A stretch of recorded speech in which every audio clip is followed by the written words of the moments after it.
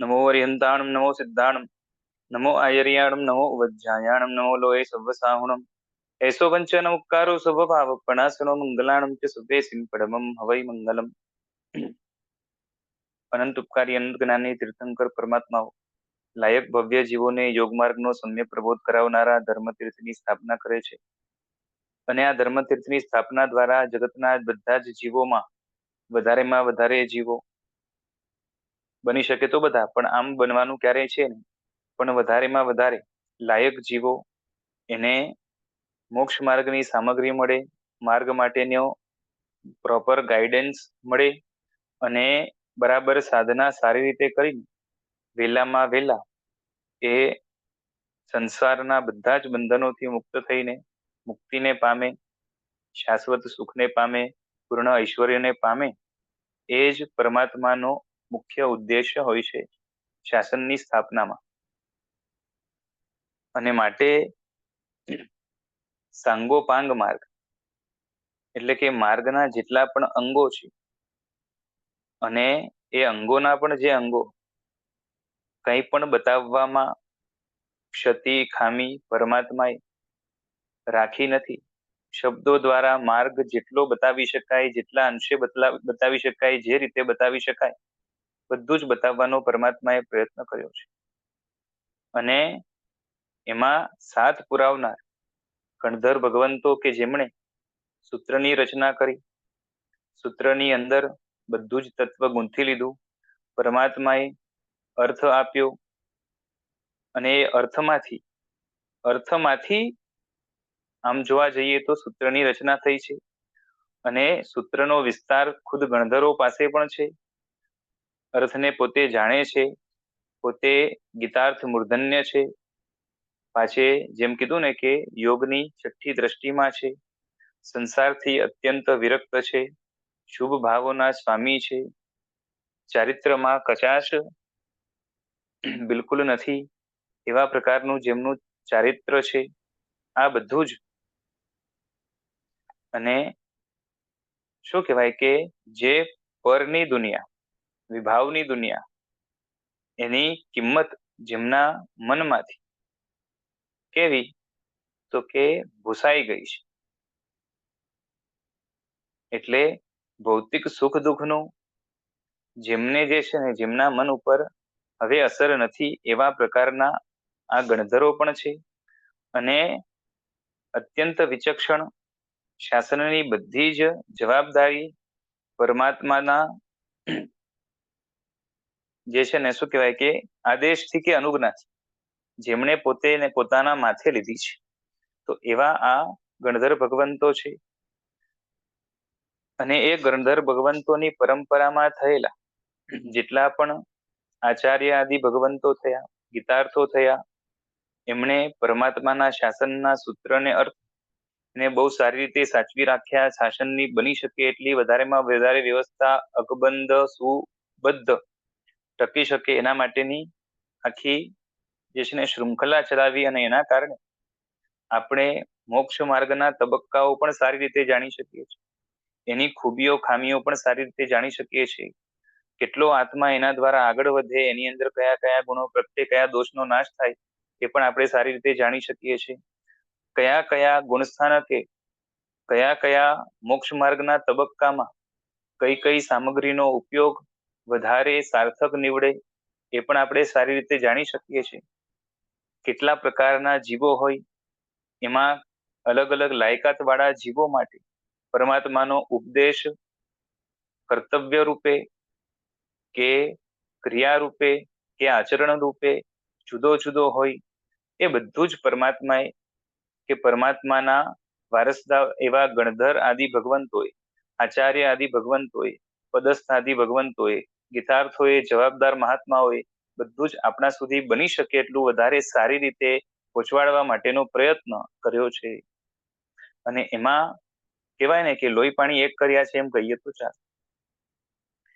અને ઘણો બધો વારસો એટલે માત્ર જે છે ને શ્રુત જ્ઞાન જ આપીને ગયા એવું નથી, પણ જ્યારે જ્યારે જે વસ્તુઓ ઉપયોગી હોય આત્મકલ્યાણ માટે, જગતના જીવો માટે, એ બધું જ આપીને ગયા છે. બરાબર છે. એટલે તારક જેટલી પણ સામગ્રી છે, પછી દ્રવ્ય તીર્થો હોય, ભાવ તીર્થો હોય, એ પણ નિશ્ચય નહીંના, વ્યવહાર નહીંના, બધું જ પરમાત્મા આપીને ગયા છે. અને એમાંથી જ આ 8 દ્રષ્ટિઓનું વર્ણન આપણને મળી શકે છે. એ વર્ણન આપણા સુધી પહોંચ્યું છે. અને એની પણ છણાવટ કરનારા અનેક મહાપુરુષો, સૌથી પહેલા તો એની રચના પરમાત્માના શાસનની અંદર થયેલા પુરંદર હરિભદ્ર સુરી મહારાજે કરી, કે જેમાં દ્રષ્ટિઓની ગોઠવણ બતાવી છે. બાકી દ્રષ્ટિઓનો સાર કે વિસ્તાર પણ 14 પૂર્વની અંદર મળી આવે, પણ છતાંય અલગથી જ્યારે 14 પૂર્વો એ નાશ પામવાના આરે હતા, લગભગ 1 પૂર્વ જેટલું પણ જ્ઞાન માંડ બચ્યું હશે, એ પણ લગભગ બચ્યું નહોતું. અને તેવા તબક્કાની અંદર પોતાની જો એક તો છે ને પરમાત્માના શાસનથી વિરુદ્ધ ગયા વગર, જરાક પણ આડા ફાટ્યા વગર, શાસ્ત્રથી પરિકર્મિત બુદ્ધિ હોવાથી, ઘણી બધી વિદ્યાઓના પોતે સ્વામી હોવાથી, અનેક કહેવાય ને કે શું કહેવાય કે સર્વતોમુખી જેને પ્રતિભા કહેવાય, એવી પ્રતિભાના સ્વામી આ હરિભદ્ર સુરી મહારાજ હતા. અને સંક્ષેપમાં પણ 8 દ્રષ્ટિઓનું જે વર્ણન આપણા માટે મૂકી ગયા, એના પછી થયેલા ઘણા બધા ગુરુ ભગવંતોએ એને એના ઉપર છણાવટ કરી, વિસ્તાર કરવાનો પ્રયત્ન કર્યો, સારી રીતે એ ગ્રંથોને સમજાવવા માટેનો પ્રયત્ન કર્યો. બરાબર છે. એમાંથી એક તો જેને આપણે ઉપાધ્યાય શ્રી યશો વિજયજી મહારાજ તરીકે ઓળખીએ છીએ. એમણે પણ આની છણાવટ 32મી આદિની અંદર કરી. હવે એક પછી એક એ દ્રષ્ટિઓને જ્યારે આપણે જાણીએ છીએ, ત્યારે આપણને ખબર પડે કે મિથ્યાત્વ પણ એકાએક ચાલ્યું જતું નથી. એની અંદર પણ તબક્કાવાર આગળ વધવાનું આવે છે. આગળના ગુણોને કેળવતા જઈએ, જે ગુણો કેળવવા માટે જે દોષોનો ત્યાગ કરવો પડે ત્યાગ કરતા જઈએ, એના માટેની સમજણ કેળવતા જઈએ, તો આપણે આગળ વધી શકીએ. અને એમ કરતા કરતા આપણે જે વર્ણન કરી રહ્યા છે એમાં યોગની જે 6ઠ્ઠી દ્રષ્ટિ, થર્ડ લાસ્ટ દ્રષ્ટિ, એનું નામ છે કાંતા દ્રષ્ટિ, એનું વર્ણન આપણે જોઈ રહ્યા હતા. ગઈ ફેરે આપણે વાત જે થયેલી કે સાત્વિકતા કે સત્વ એ આત્માનો ગુણ નથી કે સ્વભાવ નથી, પણ કોનો છે તો કે પૂતગલનો છે.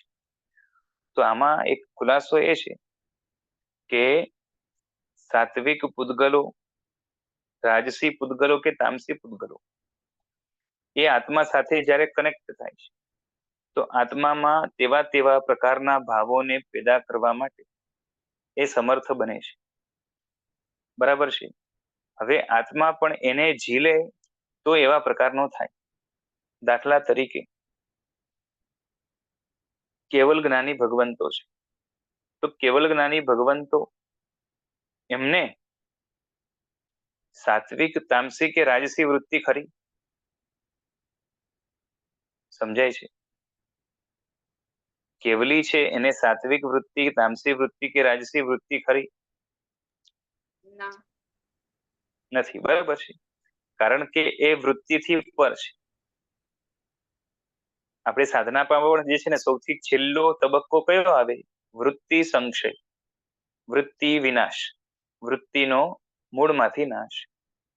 એટલે એક પણ વૃત્તિ જેની હવે રહી નથી, રાજસી પણ નહીં, તામસી પણ નહીં, સાત્વિક પણ નહીં. એનાથી આગળ વધીને જે એકાકાર થવાની, તત્વમાં એકાકાર થવાની વૃત્તિ હોય, એવી વૃત્તિ પણ હવે નથી. વૃત્તિ એટલે શું? કે કોઈ જાતનો પ્રયત્ન. બરાબર છે. એ તો એનું ફળ મેળવી ચુક્યા છે. એટલે એ પોતાના સ્વભાવની અંદર મગ્ન છે. હવે અને આપણે પરમાત્મા માટે પણ બોલીએ છીએ. બરાબર છે. શક્રસ્તવની અંદર આવે છે ને, જે વર્ધમાન શક્રસ્તવ છે એની અંદર સત્વ રજસ તમો ગુણાતીતાય, ખ્યાલ આવે છે?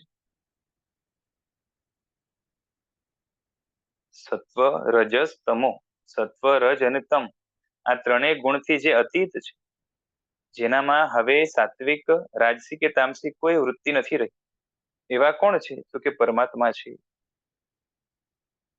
બરાબર છે. બીજી રીતે પણ કદાચ તમે સાંભળ્યું હોય કે આત્માને બ્રહ્મ કહેવાય છે. આત્માને શું કહેવાય છે? બ્રહ્મ.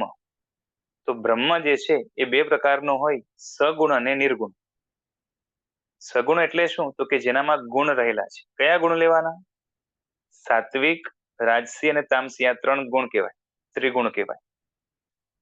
તો જે નિર્ગુણ બ્રહ્મ છે, જેનામાં એક પણ આ ગુણ રહ્યા નથી, એ નિર્ગુણ બ્રહ્મ કોણ છે? તો કે પરમેશ્વર છે, પરમાત્મા છે, ભગવાન છે. અને જે સગુણ બ્રહ્મ છે એના ઉપર કર્મની અસર, મોહની અસર રહેલી છે, પ્રશસ્ત કે અપ્રશસ્ત જે પણ. ખ્યાલ આવે છે? વિશાલભાઈ, આ સગુણ નિર્ગુણ આપણામાં બી એટલું જ છે. આમ મેં અન્ય ધર્મોમાં સાંભળ્યું છે, હિન્દુમાં ને અન્ય દર્શનમાં. આપણામાં બી એ રીતે જ લેવાનું છે. પરમાત્મા હંમેશા નિર્ગુણ જ હોય. નિર્ગુણ એટલે શું? આત્માના ગુણોથી રહિત ન હોય, પણ પૂતગલથી ગુણો જે પ્રગટ્યા છે આત્મામાં, કયા? તો કે સાત્વિક, રાજસી અને તામસી, એનાથી રહિત હોય. એટલે નિર્ગુણ હોય એ જ પરમાત્મા કે પરમેશ્વર કહેવાય. કેમ કે જેના ઉપર રાગ દ્વેષની અસર છે, જેના ઉપર મોહની અસર છે, એનામાં કોઈને કોઈ પક્ષપાત રહેશે, કોઈને કોઈ ઢલાન રહેશે, અને એના કારણે પોતે ઇક્વિલિબ્રિયમમાં કે કહેવાય ને કે ન્યુટ્રલિટીમાં ખામીવાળા રહેશે. તો એટલે જ જે ગુણોથી રહિત છે, કયા ગુણોથી? તો કે પૂતગલકૃત. બરોબર છે. એમને ત્યાં જે આત્માથી બાહ્ય વસ્તુ છે, એ લોકો એને પ્રકૃતિ કહે છે. ખ્યાલ આવે છે? આત્માથી જુદી એને શું કહે છે? તો કે પ્રકૃતિ. બરોબર છે. આપણે આત્માથી જુદું જે છે, જેને આત્મા સાથે ઇન્ટરેક્શન કરવાનું થાય છે, એને આપણે જડ કે પૂતગલ કહીએ છીએ. બરોબર છે. અને એમાં પણ સૌથી વધારે અસર કયા જડની આત્મા ઉપર છે? તો કે કર્મની. કેમ કે સૌથી સૂક્ષ્મ છે. બાકી બધાની પણ અસર ખરી, પણ બધી અસરનો બાપ કોણ? તો કે આ કર્મ. બરોબર છે.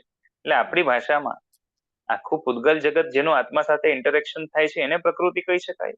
વધારે સ્પેસિફિકલી કેવું હોય તો કર્મને પ્રકૃતિ કહી શકાય. બરાબર છે.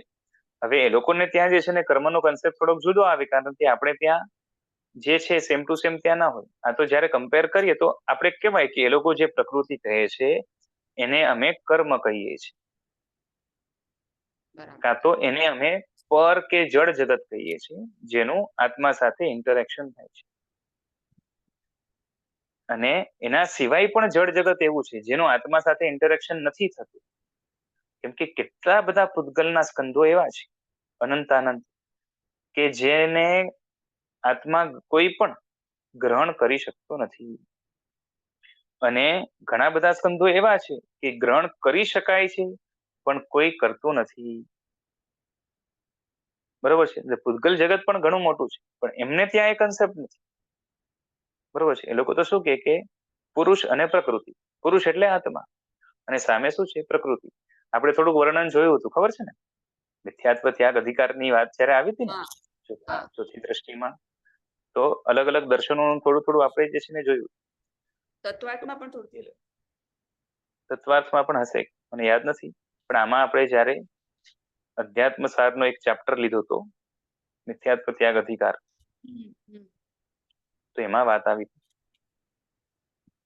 તો એટલે શું છે કે પ્રકૃતિની, બરોબર છે, જો એ લોકોને ત્યાં પ્રકૃતિનો જે અર્થ છે અને સામાન્યથી પ્રકૃતિનો અર્થ છે એ જુદો છે. આમ પ્રકૃતિ એટલે શું કહેવાય? નેચર, સ્વભાવ.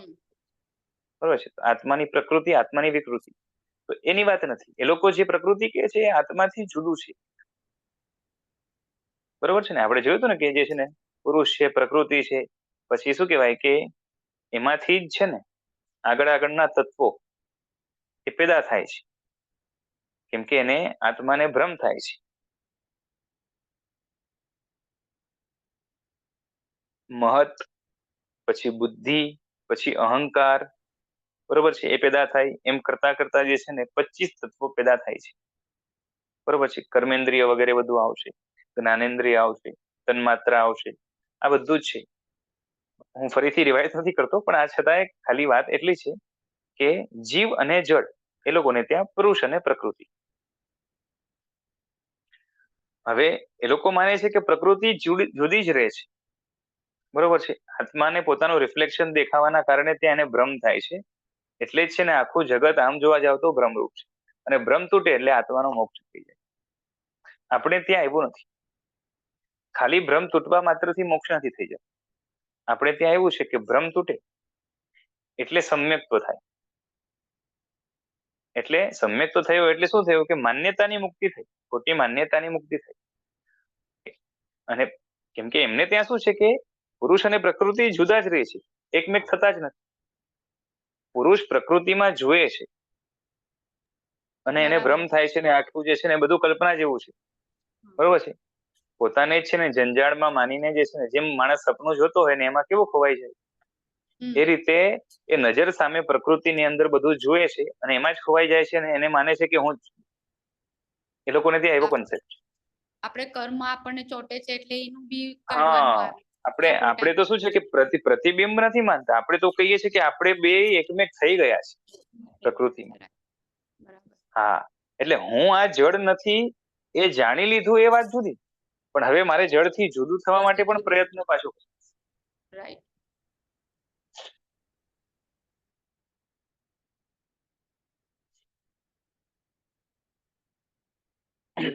તો હવે અહીંયા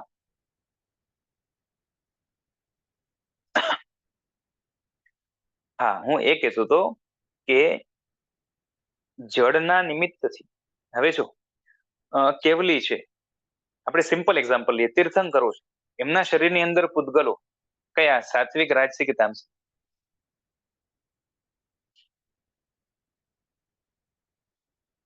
બોલો. એક પણ નહીં.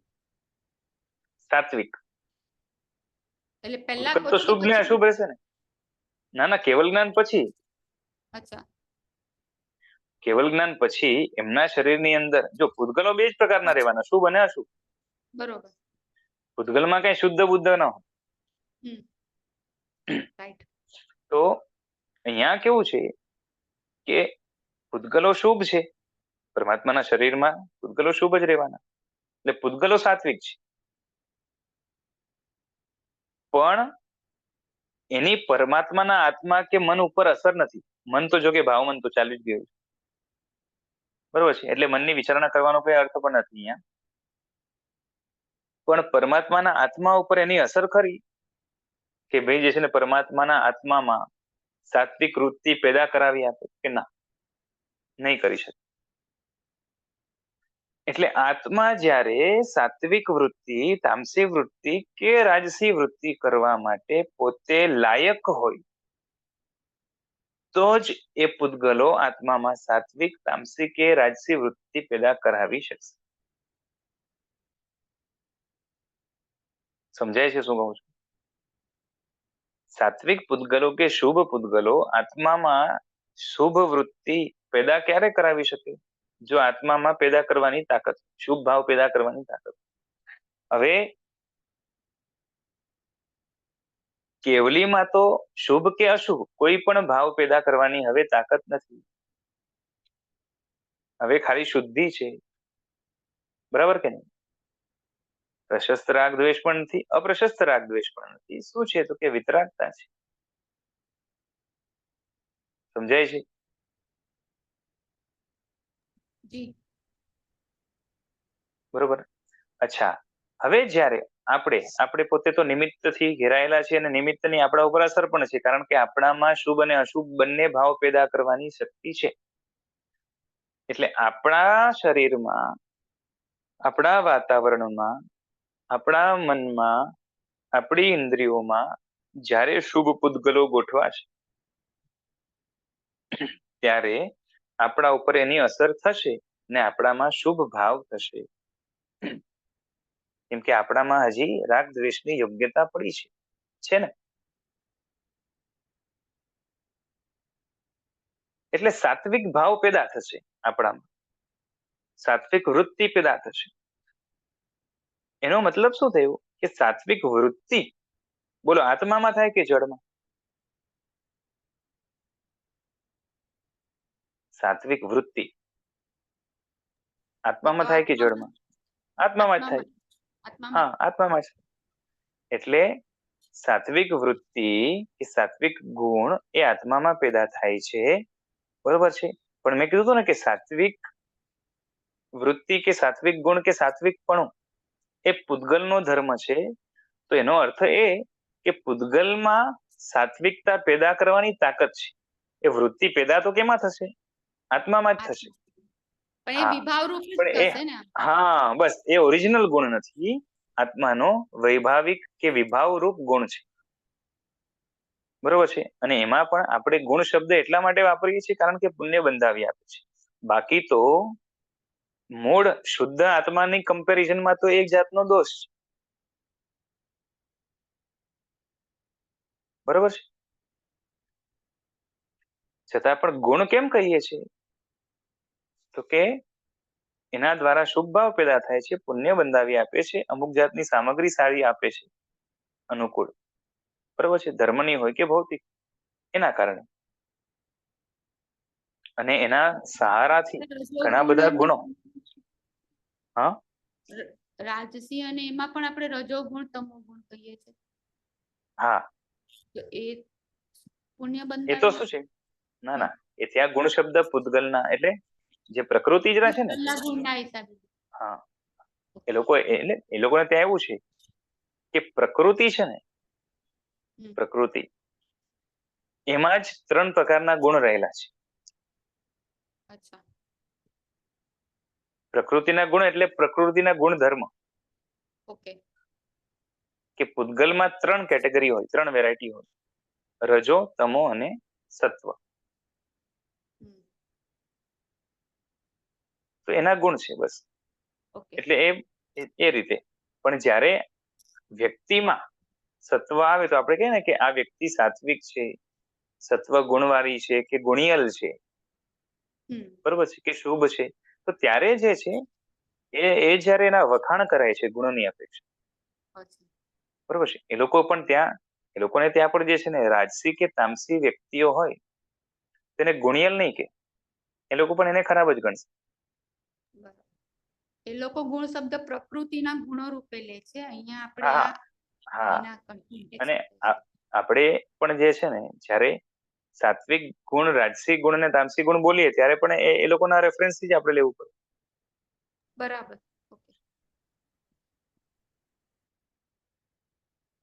એટલે આ છે. કેવું છે, કોઈ કોઈ આત્મામાં સાત્વિકતા જે કહેવાય ને કે સાત્વિક એને સામગ્રી મળે તો સાત્વિકતા ખીલી શકે વધારે, અને કોઈને એટલી જ સામગ્રી દ્વારા ઓછી સાત્વિકતા ખીલે. એનું કારણ શું છે કે આત્મામાં યોગ્યતા જુદી જુદી છે. સમજાય છે શું કહું?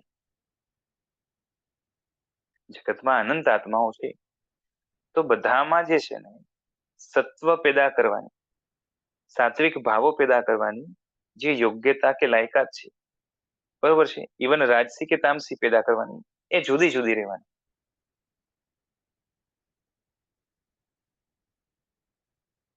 એનો અર્થ શું થયો કે કોઈ કોઈ આત્મા એવા છે કે જેને શુભ ભાવમાં લઈ જવું બહુ ઈઝી થઈ જાય. હા, કેમ કે ઘણા એવા હોય ને કે અંદરથી જ પ્રકૃતિ ઘણી તામસી હોય, જેના કારણે શું થાય તો કે એને સાત્વિક સામાન્ય નિમિત્તો આપો ને તો એનામાં કઈ ના થાય. એ ઉલટાનું જે છે ને નિમિત્તોને શું કરી નાખે? બગાડી આપે, બરોબર છે. કાં તો એની અસર ન લે અને પોતાનું વાતાવરણ જે છે ને પોતે જ છે ને તામસી બનાવી આપે. અને એના કારણે શું થાય કે જીવો છે ને કોઈ કેવા તો કે કોઈ આરાધક થઈને મોક્ષે જાય, કોઈ પ્રભાવક થઈને મોક્ષે જાય અને કોઈ રક્ષક થઈને મોક્ષે જાય. તો માત્ર આરાધના કરીને મોક્ષે જનાર એની બદલે શાસનની મોટી પ્રભાવના, બરોબર છે. સામાન્ય આરાધક પણ થોડી ઘણી પ્રભાવના તો કરી જાય, એને જોઈને જે છે ને ઘણા લોકોને અસર થાય અને એના કારણે આરાધક બને, એની વાત નથી. લોટમાં જે પ્રભાવના, જેમ છે ને મોટા મોટા આચાર્યો હોય, અત્યંત પ્રભાવશાળી આચાર્યો, જેની પર્સનાલિટી પણ એવી જોરદાર હોય અને પાછું પુણ્ય પણ જે છે ને જોર કરતું હોય. અને જો પ્રભાવનો અર્થ શું થયું? લોકો ધર્મ સાથે જોડાય એની વાત નથી, લોકો અધ્યાત્મ સાથે જોડાય એનું નામ પ્રભાવ. સમજાય છે? ભગવાનનું શાસન ધર્મ માટે કે અધ્યાત્મ માટે? અધ્યાત્મ. આત્માનું હિત થાય એના માટે જ છે ને. ભગવાનના શાસનને ધર્મ શાસન કહેવાય છે, પણ ધર્મ શાસન પણ એનો ગોલ શું છે? શુદ્ધ ધર્મ. બરોબર છે. કોઈ અશુદ્ધ ધર્મ કરતું હશે તો એને જે છે ને આપણે હળહળ કરીને કાઢી નહીં નાખે, પણ ભગવાને શાસન સ્થાપ્યું એના માટે નથી.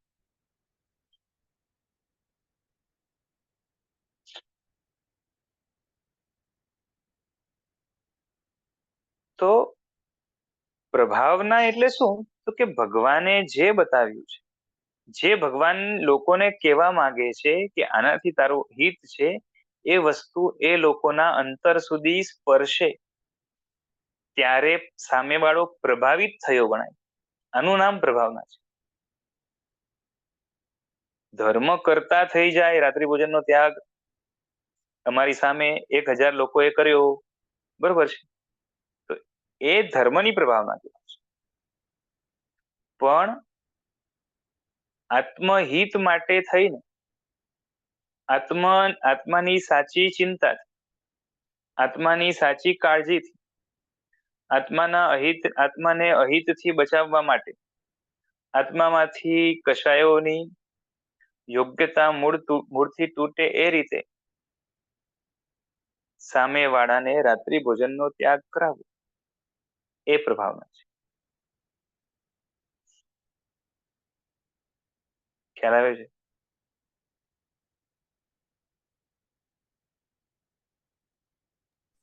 છેલ્લા 2-3 લાઈન ન સાંભળે પણ કોન્ટેક્સ્ટમાં. હવે હું તો બોલી ગયો, મને પણ યાદ નથી, પણ મારે ટૂંકમાં એટલું કહેવું છે. કનેક્શન ખ્યાલ છે એટલે આપણો જે ટોપિક ચાલતો. હા, એકદમ ટૂંકમાં કહું તો આત્માના ખરા હિત માટે રાત્રિ ભોજનનો ત્યાગ કરે તો એ પ્રભાવના કહેવાય.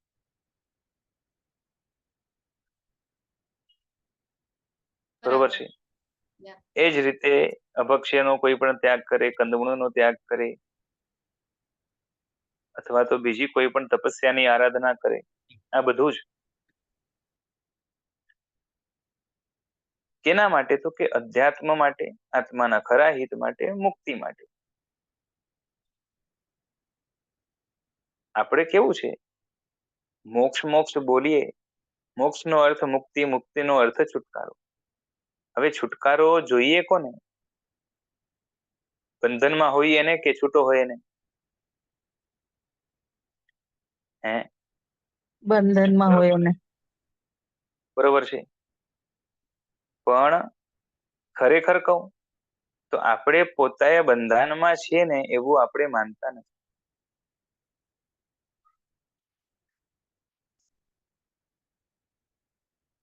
બરોબર છે. આપણે ભૌતિક સુખો ભોગવવા ન મળે એને આપણે બંધન માનીએ છીએ.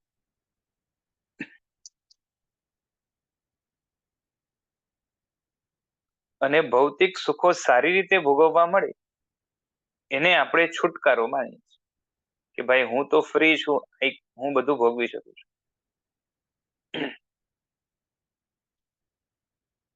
આપણી વૃત્તિ કહું છું, વૃત્તિ.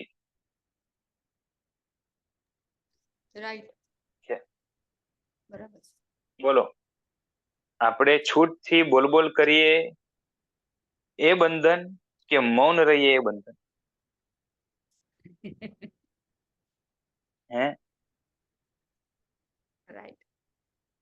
બોલ બોલ કરીએ ભગવાન કહે છે કે મૌનમાં મુક્તિ છે અને બોલ બોલ કરવામાં બંધન છે.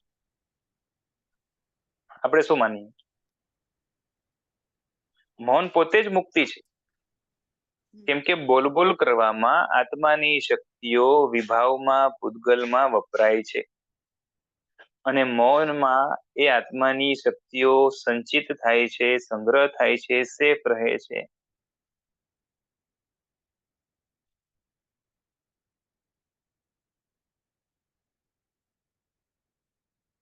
સમજાય છે? બોલ બોલ કરવામાં આત્માની શક્તિઓ પૂતગલના બંધનમાં છે અને ન બોલો તો આત્માની શક્તિઓ મુક્ત છે, પૂતગલના બંધનથી મુક્ત છે.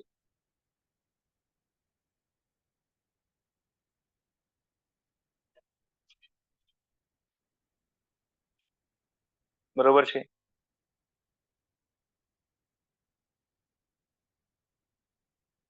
આપણે બંધન અને મુક્તિ કોને માનીએ છીએ? હે છૂટથી 4 ટાઈમ ખાઈ શકીએ એ બંધન કે ઉપવાસ કરવો એ બંધન?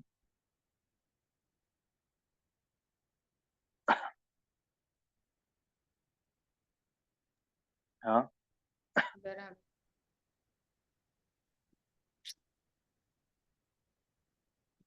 4 ટાઈમ વાપરવામાં પૂતગલની પરાધીનતા છે. પરાધીનતાને બંધન કહેવાય, સ્વાધીનતાને તો મુક્તિ જ કહેવાય. અગ્રી. હા, અઘરી કે અઘરી? બંનેમાં, ઇંગ્લિશ અને ગુજરાતી બેવમાં અગ્રી.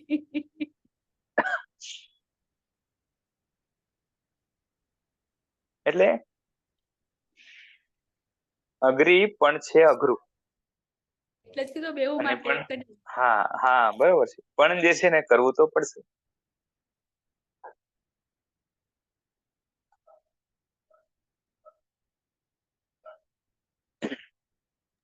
હજી આ લેવલે પહોંચ્યા નથી. અને પહોંચવું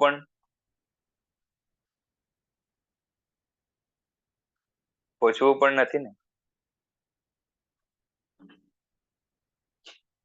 હે પહોંચ્યા નથી અને પહોંચવું પણ. વિશાલભાઈ, કોઈ સરળ રસ્તો દેખાડો ને હાથીની અંબાડી પર બેસતા બેસતા, એવો કઈ. અરે બાપ રે, આ કોણ આવ્યું? ભક્તિબેન લગભગ. હા હા જી. હમણાં તો છે ને તમારે હાથી જોવા દુષ્કર છે. અને પાછે જે હાથીની અંબાડી ઉપર બેસીને કેવળ જ્ઞાન પામ્યા ને એની સામે તીર્થંકર હતા કે નહીં? જી બરોબર છે. આપણી સામે તો છે ને, આપણે દેરાસરમાં હોઈએ ને તો એ તીર્થંકરની મૂર્તિ આપણી સામે હોય, તીર્થંકર આપણી સામે ન હોય. હા, સાચી વાત. હું શું કહું છું સમજાય છે? હા હા હા. ખૂબ જ ભાવપૂર્વક અષ્ટપ્રકારની પૂજા કરીને છતાં એ સામે શું હોય? તો ભગવાનની મૂર્તિ હોય, ભગવાન નો. ભગવાન નો હોય. જયારે ભગવાન સામે આવી જશે ને તો હાથીની અંબાડી પર પણ નહીં ચડવું પડે, નીચે પલાઠી વાળીને બેસતો તે કેવળ નથી. આપણે મરુદેવા માતાની સાથે પોતાને સરખાવવાનો પ્રયત્ન કરીએ, પણ આપણે મરુદેવા માતા જેવા સીધા ખરા ના. કે વાંકા જ છીએ? વાંકા વાંકા એકદમ. અને પાછે કોઈ આપણને વાંકા કહે ને, આ તો હું લેક્ચરમાં કહું છું, બાકી દુનિયામાં બહાર નીકળો ને કોઈ વાંકા કહે તો આપણે કહે તું વાંકો, તારો બાપ વાંકો, તારો આખો ખાનદાન વાંકો. બરાબર ને? એટલે તો મેં પેલા પણ કીધું હતું કે જે છે ને આપણે સારા કેટલા પણ બનીએ ને, પણ મન આપણું કેવું છે ખબર છે? કે ભગવાન સાચા છે પણ હું એ ખોટો નથી.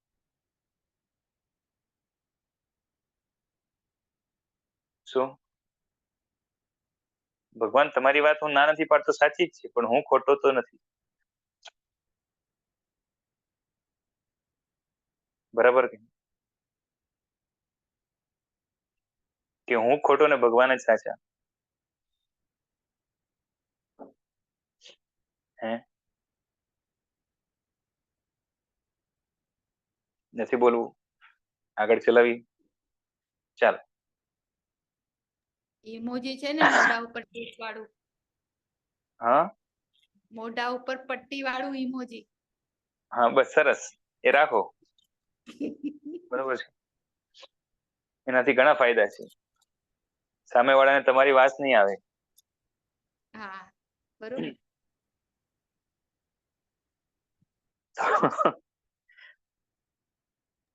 એટલે હવે આ સાત્વિક વૃત્તિ જે શુભ ભાવ છે એ પણ આત્મામાં જ પેદા થાય છે, આત્મા સિવાય ક્યાંય નહીં થાય. બરોબર છે. જેમ ક્રોધ છે ને, તો એ ભાવ કોનો છે? તો કે આત્માનો છે, આત્મા સિવાય ક્યાંય નહીં. હા, ક્રોધ કરાવનાર જે કર્મ છે ક્રોધ મોહનીય, એ પૂતગલ છે. પણ પૂતગલ છે ને ક્રોધ મોહનીયમાં ક્રોધ નહીં થાય. ક્રોધ થશે કેમાં? આત્મામાં. આત્મા. એ જ રીતે સાત્વિક પૂતગલો દ્વારા સત્વ પેદા કોનામાં થશે? સાત્વિક વૃત્તિ પેદા કોનામાં થશે? આત્મામાં. આત્મામાં. બરોબર છે. બસ એ જ રીતે સમજી લેવાનું કે શુભ ભાવો પેદા થશે આત્માના, પણ એ આત્માના સ્વાભાવિક ભાવો નથી. બરોબર છે. હા, એની જરૂરત પડે. સાધનામાં સાત્વિક ભાવો એ હેલ્પફુલ બને, કારણ કે ધર્મ હંમેશા અધ્યાત્મને ટેકો આપે, અને સાત્વિક વ્યક્તિ જ છે ને ધર્મ પામવા માટે લાયક છે.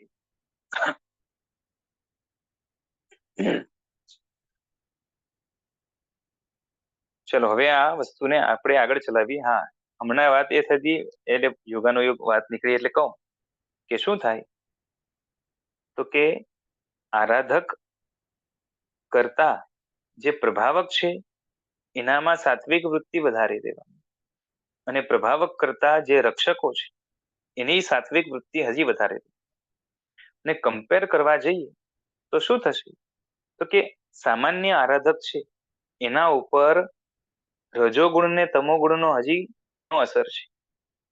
એટલે એમ કહી શકાય કે મૂળ જે છે ને પ્રકૃતિ, જે આરાધક થઈને મોક્ષ જાય છે એનામાં આગળ જઈને તો બધામાં સત્વ ખીલશે ને ગુણથી રહિત બનશે, પણ શરૂઆતના તબક્કામાં મુખ્ય એમની જે સાધના ચાલે એમાં તમો ગુણ છે ને એ ઘણો કામ કરતો. જે પ્રભાવક છે એનામાં રજોગુણ કામ કરતો હોય, તમોગુણ ત્યાં ઇન્ફિરિયર.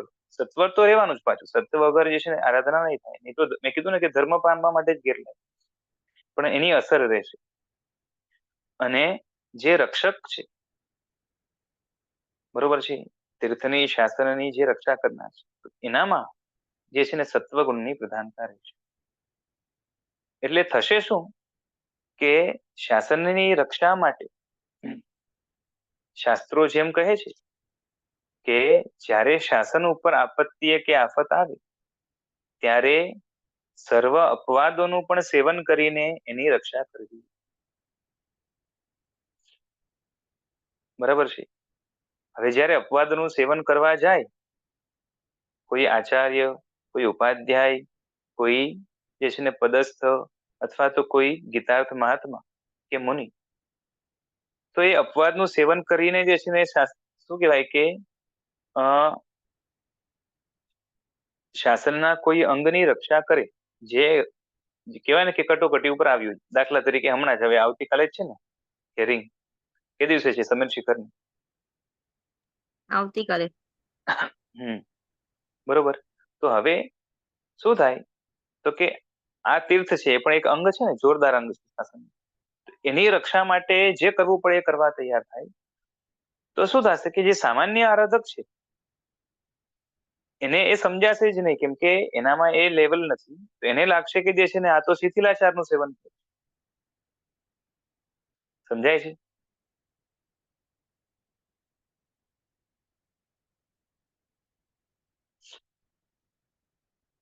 એ જ રીતે સમજો કે પ્રભાવક છે, તો પ્રભાવકને પણ આરાધક બરાબર નહીં સમજી શકે. શાસનની પ્રભાવનાનો અવસર આવે ત્યારે જે પણ અપવાદો સહન કરવા જે છે ને કરવાના આવે તો એને આચારમાં ખામી જણાશે. જેમ તમને કહું કે વજ્ર સ્વામી છે ને સાધુ છે પોતે, અને આ પુરી નગરીમાં જ્યારે જૈન સંઘ શિફ્ટ થયો છે ત્યારે પુષ્પો લઈને આવ્યા ને બધા, ખબર છે ને, લક્ષ્મી પાસેથી અને પેલા માળી પાસેથી પુષ્પો લઈને આવ્યા લાખોની સંખ્યામાં. અને ખબર પુષ્પો નથી છે બધા કયા? આ ઘટના નથી ખબર. કેમ આમાં સ્થવિરાવલીમાં જ આવે ને.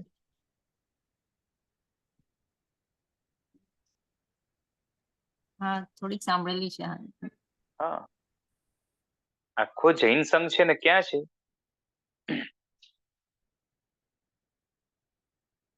આખો શિફ્ટ થયો છે ને પુરી નગરીમાં શિફ્ટ થયો છે આખો સંઘ. અને ત્યાંનો જે રાજા છે બૌદ્ધ ધર્મી, એને જે છે ને જૈનોને પુષ્પ ન મળે એવા પ્રકારનો પ્રબંધ કર્યો. કારણ કે શું થાય કે આ જૈનો તો બધા છે ને સારા સારા પુષ્પો લઈ જાય ને બીજા કોઈને મળતા નહોતા. એમણે પ્રબંધ એવો કર્યો કે જૈનોને પુષ્પ ન મળે સારા સારા. જ્યારે આ વસ્તુની ખબર પડી વજ્રસ્વામીને, તે વજ્રસ્વામી ત્યાં લક્ષ્મી દેવી પાસે, બરોબર છે, એ ગયા અને એમના જે એક મિત્ર છે માળી, એમને ત્યાં ગયા અને ઘણા બધા પુષ્પો લઈને એ આવી ગયા, બરાબર છે. અને આ બધા પુષ્પો જ્યારે લઈ આવ્યા ત્યારે આ બધા પુષ્પો છે કેવા?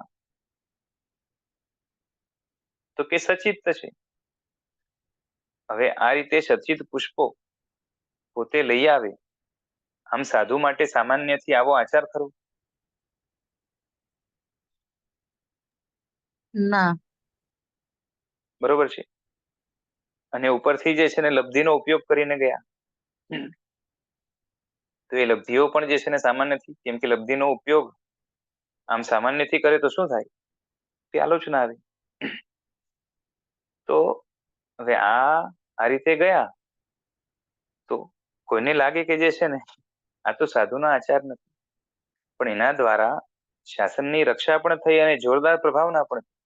તો હવે આ જે થયું તો એ પ્રભાવક થયા મહાન, પણ સામાન્ય લોકોને જે છે ને જેને સાધુના આચાર ખબર હોય અથવા તો જે સાધુતાની અંદર સારી રીતે સાધુતાને પાડે છે, પણ જેને પ્રભાવક અને રક્ષકના રોલ્સ ખબર ન હોય, શાસ્ત્રને ઊંડી જે છે ને સમજણથી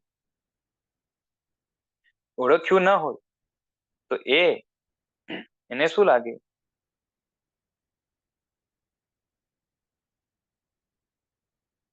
કે આ તો જે છે ને આચારમાં શિથિલતા છે, બરોબર છે. કદાચ એને સાધુ માને, બરોબર છે, પ્રભાવક પણ માને કે ચલો એમના દ્વારા પ્રભાવ ના થઈ, પણ આ આચાર યોગ્ય નથી એને એવું લાગે.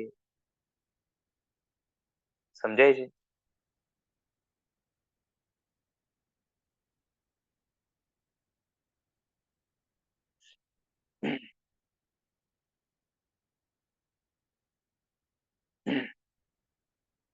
કોણ છે? લક્ષ્મી નહીં શ્રીદેવી, જે હશે તે દેવી પાસેથી લઈ આવ્યા. આમાં લક્ષ્મી અને શ્રીદેવી વિશે ઘણી બધી ચર્ચાઓ છે. હવે ઘણી જગ્યાએ શ્રીદેવી અને લક્ષ્મીદેવીને એક પણ કીધા છે, ઘણી જગ્યાએ પાછી શ્રીદેવી અને લક્ષ્મીદેવી અલગ અલગ છે, અને પાછી છે એવું કે શ્રી નામની દેવીઓ પણ અસંખ્ય છે અને લક્ષ્મી નામની દેવીઓ પણ અસંખ્ય છે. પાછા એમના પરિવારો જે છે ને એની અંદર કેટલી બધી દેવીઓ હોય જેમાં નામ રિપીટ થતું હોય એવું પણ બને. આવી ઘણી ચર્ચાઓ છે કે જે પણ હશે, ટૂંકમાં જે છે ને મારે તો કેવું એ હતું કે જે છે ને લઈ આવ્યા છે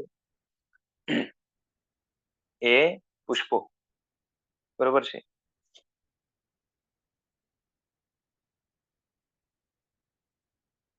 આ રીતે વાત છે. બાકી કોઈ સામાન્ય સાધુ હોય તો એને એવું લાગે કે આ આચારમાં જે છે ને ખામી છે. જ્યારે આમણે મહાન પ્રભાવનાનું કામ કર્યું તો પરમાત્માના શાસનની અંદર એમને 100% માર્ક્સ મળે કે જે છે ને એકદમ બરાબર કર્યું, કોઈ ખામી નથી, જે કરવા યોગ્ય હતું એ જ કર્યું. એમણે ઘણી શાસનની પ્રભાવના કરી અને પોતાના આત્માને ઘણી નિર્જરાને ઘણી આત્મશુદ્ધિની ભેટ આપી છે. બરાબર છે. હવે પેલા જે છે ને કાલિકાચાર્ય છે, બરોબર છે, કાલિકાચાર્ય, તો એમણે યુદ્ધ કર્યું, બરોબર છે, તો એ રક્ષા માટે કર્યું છે. શાસનના એક અંગની એ રક્ષા થઈ છે ત્યાં, અને એના કારણે એક શું કહેવાય કે સબક જગતમાં બેસે કે આ રીતે જૈન સંઘ ચલાવી ન લે, અને જરૂરત પડે તો આચાર્યો પણ જે છે ને આ રીતે યુદ્ધ કરી શકે.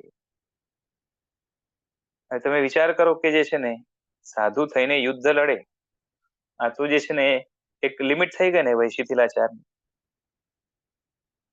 પણ ના, તો કે ત્યાં પણ જે છે ને એમને એ પૂરેપૂરા માર્ક્સ મળશે, અને એમણે પણ જબરદસ્ત જે છે ને એ રક્ષાનું કાર્ય કર્યું, અને સાથે સાથે એમણે પોતા માટે પણ અઢળક નિર્જરા કરી છે. અને ભવો ભવ સુધી શાસન મળે, જ્યાં સુધી મોક્ષ ન મળે ત્યાં સુધી એવા પ્રકારના એ કર્મોને એમણે બાંધ્યા છે, પુણ્ય કર્મને. તો આ જે થયું એમાં કારણ શું છે? તો કે એ અલગ અલગ આત્માઓની અલગ અલગ યોગ્યતાઓ છે. હા, ઘણા એવા હોય કે પ્રભાવના કે રક્ષાની યોગ્યતા હોય, પણ એવા અવસરો ન આવ્યા હોય અને આરાધક બનીને મોક્ષે જાય, એવા પણ બની શકે. પણ યોગ્યતાઓ જુદી જુદી હોય છે એવું તો ખરું. બરોબર છે. હરિભદ્ર સૂરી મહારાજ છે ને એમણે જ યોગ બિંદુની અંદર કહ્યું છે કે બધા જ આત્માઓ જે મોક્ષે જાય છે એની વાત છે, તો કે બધા સરખી રીતે મોક્ષે કેમ નહીં હતા, બધા જુદા જુદા કેમ મોક્ષે જાય છે? બરોબર છે. તો એનું કારણ શું કેવું? તો કે બધાનો તેવો સ્વભાવ છે, બધાનો સ્વભાવ જુદો જુદો છે. સ્વભાવ એટલે અંદરની લાયકાત, યોગ્યતા તથા ભવ્યતા બધાનું. તથા ભવ્યત્વ એટલે ઇન્ડિવિજ્યુઅલ ભવ્યત્વ, હરેક જીવનું પોતાનું ભવ્યત્વ, એટલે પોતાની લાયકાત, પોતાને મોક્ષે જવાની ઇન્ડિવિજ્યુઅલ યોગ્યતા. એટલે કોઈમાં આ રીતે મોક્ષે જવાની યોગ્યતા છે, કોઈમાં આ રીતે, કોઈમાં પેલી રીતે. આ રીતે પણ એ મૂલ્યાંકન યોગ્યતાનું કરી આપ્યું. હવે અહીંયા વાત એ છે કે જે આ દ્રષ્ટિ છે, કાંતા દ્રષ્ટિ, એમાં રહેલા જીવો ખૂબ જ સાત્વિક, શુભ પ્રકૃતિ વાળા, ઘણી સ્થિરતા વાળા, અને બહુ સારું એવું જેને કહેવાય ને કે ઉપશમનું સુખ પોતે અનુભવનારા હોય છે. કેમ કે મનની અંદર પ્રશાંતતા એટલી છે. છીછરું મન નથી, ઊંડું ગંભીર મન છે. એટલે અહીંયા હવે કહે છે કે બોધ કેવો છે? તો કે તારાના પ્રકાશ જેવો સ્થિર છે. તારાના પ્રકાશની જે સ્થિરતા છે એની વાત કરી, કે તારાના પ્રકાશ જેવો સ્થિર છે. અને પાછે એનો બોધ, એની સ્પેશિયાલિટી શું છે? તો કે નિરતિચાર અનુષ્ઠાન કરાવનારો છે. એટલે આ કાંતા દ્રષ્ટિવાળા જીવો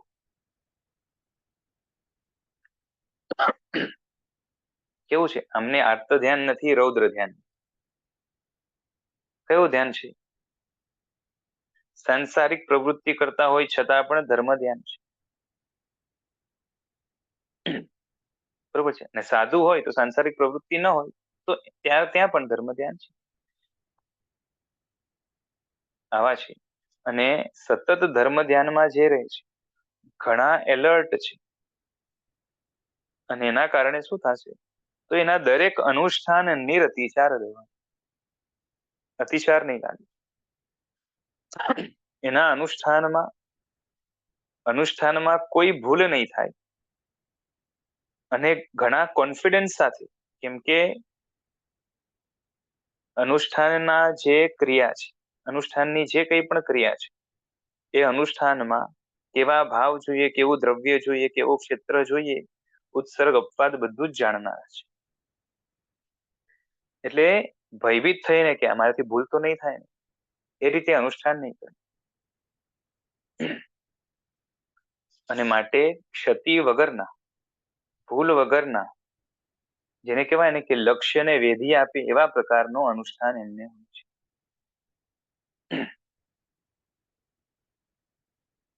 અને પાછા કેવા છે તો કે શુદ્ધ ઉપયોગને અનુસરનારા છે. એમનો બોધ જ એમને શુદ્ધ ઉપયોગને તરફ લઈ જાય છે. શુભ ભાવ છે, અને શુભ ભાવ આ છઠ્ઠી દ્રષ્ટિમાં કેવો છે તો કે શુદ્ધિ તરફ લઈ જાય છે. એટલે શું કરશે તો કે એનો બોધ એને લગાતાર આત્મામાંથી રાગ દ્વેષની યોગ્યતાને તોડાવનારું બનશે. લગાતાર એટલા માટે કહું છું કારણ કે અપ્રશસ્ત ભાવ આવે તો આ પાછું સ્ટોપ થઈ જાય. પાંચમી દ્રષ્ટિમાં કેવું હતું કે પ્રશસ્ત ભાવ ચાલે ત્યાર સુધી જે છે ને આત્મામાં ઘસારો પહોંચે અને ઘણો ભાવમેલ ઘટે, યોગ્યતાઓ ઘટે. પણ જે અપ્રશસ્ત ભાવ આવે તો જે છે ને વચ્ચે ગેપ આવી જાય. જ્યારે આમને સતત પ્રશસ્ત સતત જે છે ને શુભ ભાવ જે છે ને ચાલે છે. અને માટે શું થશે તો કે કેટલી પણ ઉથલ પાથલ થઈ જાય ને આ કાંતા દ્રષ્ટિવાળાના જીવનમાં, બરોબર છે, તમે એને કેટલા પણ દુઃખો આપો, સમજો કે એના બધા જ દીકરા એ મરી જાય, એની પત્ની એ પણ મરી જાય, એના માતા પિતા એ પણ જે છે ને એને છોડીને ચાલ્યા જાય, પરલોક ભેગા થાય, કોઈ એને સાથ આપનારું ન હોય, અને શું કહેવાય કે પરિસ્થિતિ કેટલી પણ જે છે ને નબળી પડે, કાં તો નરક ભેગા થાય, કોઈ પણ હાલતમાં એના મનની સ્થિરતાને કોઈ ચલિત ન કરી શકે. બરોબર છે. એટલે કેવું છે કે એકદમ જ પ્રસન્ન મન છે, મજબૂત છે, શુભ છે, સતત પુણ્ય બંધાવનારું છે, પાપ નથી બંધાવનારું, નિર્મળ મન છે. કશાયો પણ હોય તો કયા હોય તો કે માત્ર પ્રશસ્ત, એમાં પણ જે છે ને ખોટા ઉદ્રેક વાળા નહીં. અને આવું જેનામાં સામર્થ્ય છે એ સામર્થ્યનો ઉપયોગ, એનામાં જેટલી પણ શક્તિઓ સંચિત થાય છે એનો ઉપયોગ કઈ તરફ છે, એટલે કે એ શક્તિઓને લગાડે છે ક્યાં તો કે શુદ્ધ ઉપયોગ તરફ, કે બની શકે એટલો જલ્દી ઝડપથી એ શુદ્ધતા તરફ જાય. હજી આગળ વધીને વિશિષ્ટ અપ્રમાદથી યુક્ત છે, પ્રમત્તતા નથી. કેમ કે જે સતત જાગૃત છે એનામાં પ્રમાદ શું? હા, શુભ ભાવને પણ જ્યારે પ્રમાદ કહીએ એ છે અહીંયા, શુભ ભાવ પણ એક જાતનો પ્રમાદ છે ને, તો એ અહીંયા છે. પણ અશુભ ભાવરૂપ કોઈ પણ પ્રમાદ નથી.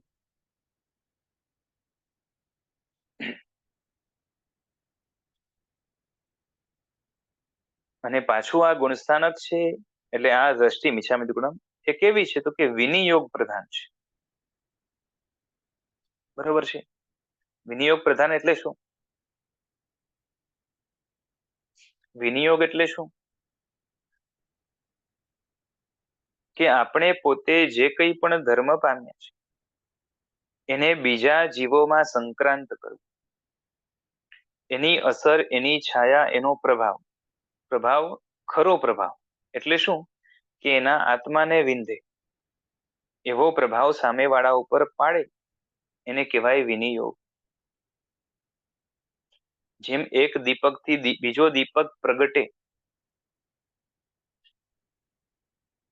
બસ એ જ રીતે આ વિનિયોગ એટલે શું કે મારામાં ગુણો ખીલ્યા છે, સાચા ગુણો જો ખીલ્યા છે, કેમ કે કાંતા દ્રષ્ટિ વાળા તો ગુણોનો ભંડાર છે, અને એનામાં શુભ ભાવના તો ગુણો ઘણા છે, પણ એની કિંમત એટલી નથી જેટલી શુદ્ધ ભાવના ગુણોની છે. કારણ કે માર્ગ આખો જે છે ને સેન્ટ્રલ લાઈન આખી કેના ઉપર ચાલે છે કે શુદ્ધ ભાવ ઉપર.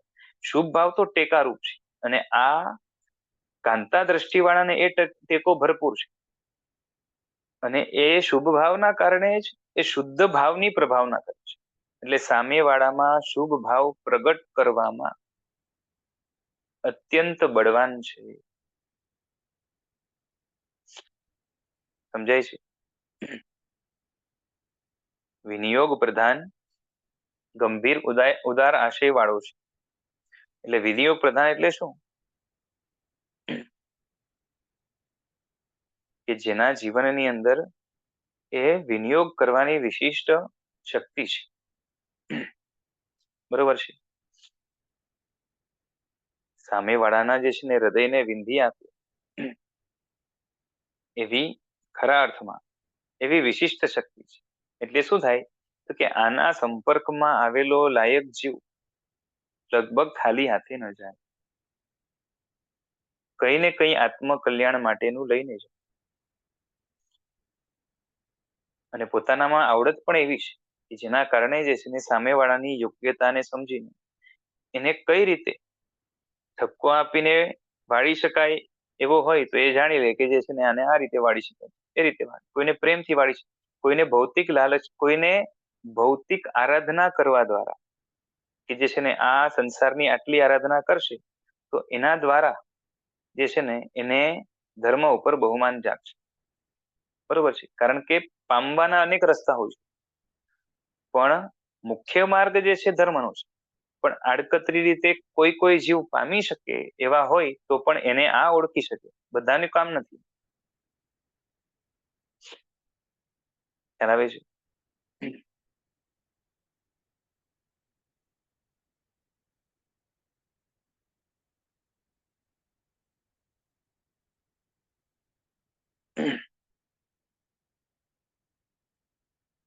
એટલે આ એના બોધની વિશેષતા બતાવી કે બોધ કેવો છે? સ્થિર છે.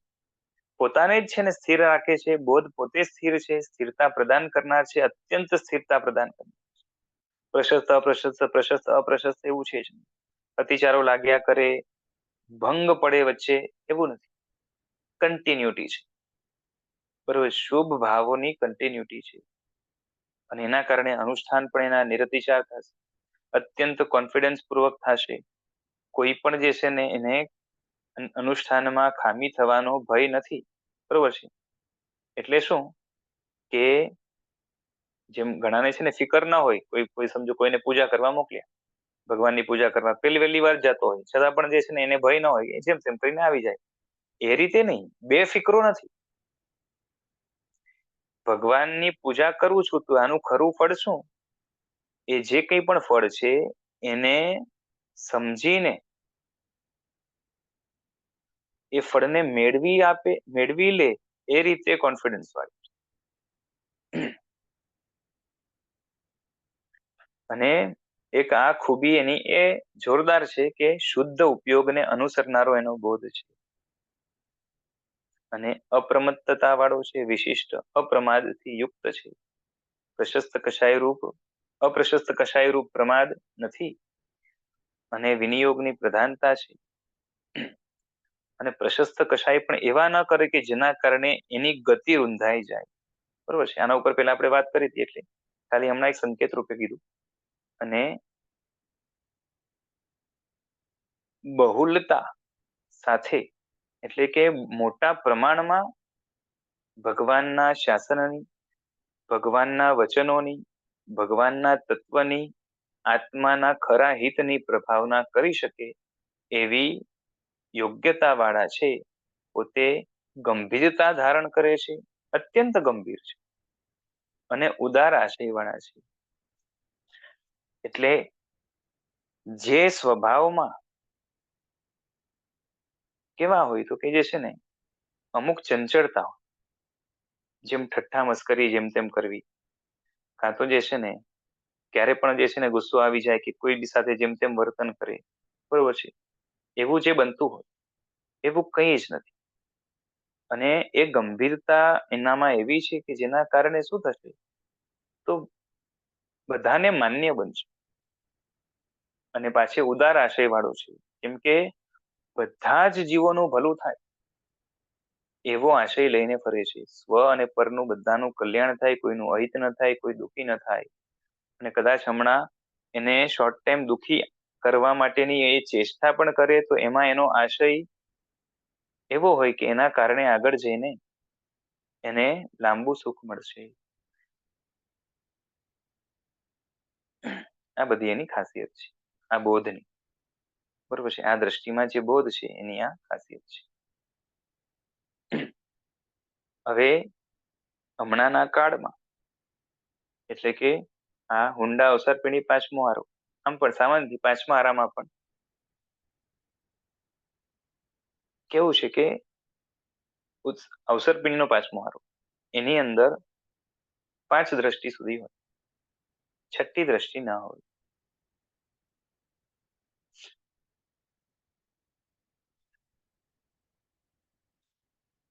એટલે આપણે પ્રાપ્ત કરી શકીએ હમણાં તો 5 દ્રષ્ટિ, 6ઠ્ઠી માટે પ્રયત્ન કરી શકીએ. પ્રયત્ન કરતા કરતા આવરણો ખસશે એટલે નેક્સ્ટ ભાવમાં 6ઠ્ઠી દ્રષ્ટિ આવી શકે. એટલે એની નજીક પહોંચી શકાય, પણ પૂરેપૂરી 6ઠ્ઠી દ્રષ્ટિ અહીંયા ન આવે. એટલે રેસો આપણે 5મી સુધી છે. પણ આપણી હાલત એ છે કે પહેલી દ્રષ્ટિ પણ દુષ્કર છે, અપુનર્બંધક દશા પણ દુષ્કર છે, યુગાવંચકપણું વગેરે છે ને એ બધું પણ દુષ્કર છે. ચર્માવર્તના સાચા લક્ષણો પામવા પણ દુષ્કર છે. હવે એમાંથી આપણે ક્યાં પહોંચ્યા એ આપણે પોતે એ લક્ષણોના આધારે નક્કી કરવાનું. ઘણા બધા લક્ષણો એકચ્યુઅલી એટલા માટે આપ્યા કારણ કે એકાદ લક્ષણ આપણને લાગે કે આપણે એમાં ફિટ બેસીએ છીએ, પણ બાકી બધા લક્ષણ ન દેખાય તો આપણે કન્ફર્મ કરી શકીએ. નહીં તો શું થાય કે એકાદ લક્ષણ બતાવ્યું, લક્ષણ એકદમ પરફેક્ટ બતાવ્યું, પણ છતાંય શું થાય કે લક્ષણ થી આપણને કદાચ કન્ફ્યુઝન થઈ જાય, ન સમજી શકીએ, તો 2-4 લક્ષણો હોય તો કન્ફર્મ થઈ જાય કે ભાઈ આ 5માંથી 4 દેખાય છે, એક નથી દેખાતો, એનો મતલબ બાકીના 4માં પણ કંઈક ગોટાળા છે. અને માટે એને પરફેક્ટ પામવા માટે બધા જ લક્ષણો જે છે ને એ પર્સનાલિટીમાં નિખારવા જરૂરી છે. બરોબર છે. અને એ બધા જ લક્ષણો પેદા થવા જોઈએ અંદરમાં, ત્યારે છે.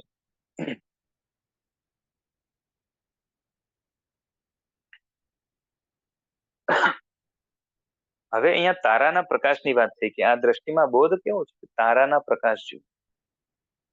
સ્ટાર હોય ને તો એ પ્રકાશ કેવો છે? તો કે જે તારા છે ને એના વિમાન છે, બરોબર ને? જેમ ચંદ્રનો વિમાન છે, સૂર્યનું વિમાન છે, એમ તારાના પણ વિમાન હોય છે. તો કે તારાનું જે વિમાન છે એ વિમાનમાં જે પ્રકાશ નીકળે છે કેમાંથી નીકળે છે? રત્નમાંથી. રત્નમાંથી, બરોબર છે. એટલે તારામાં જે રત્ન રહેલા હોય એ રત્નો સ્પેશિયલ છે. જેમ ચંદ્રના રત્નો થોડાક અલગ રહેશે, સ્પેશિયલ રહેશે, સૂર્યના રત્નો સ્પેશિયલ રહેશે, એ રીતે તારાના રત્નો પણ એક અલગ પ્રકારના સ્પેશિયલ છે. હવે કેવું છે કે આપણે 5મી દ્રષ્ટિમાં જે બોધ હતો ને એ કેવો હતો કે રત્નના પ્રકાશ જેવો સ્થિર બોધ હતો ને, કે રત્નનો પ્રકાશ હોય, હવા આવે તો એનાથી જે છે ને એ નીકળતા પ્રકાશને ફરક ન પડે, એ સ્થિર જ રહેશે. એની પહેલા દીપરા દ્રષ્ટિમાં કેવું હતું કે દીવા જેવો બોધ હતો.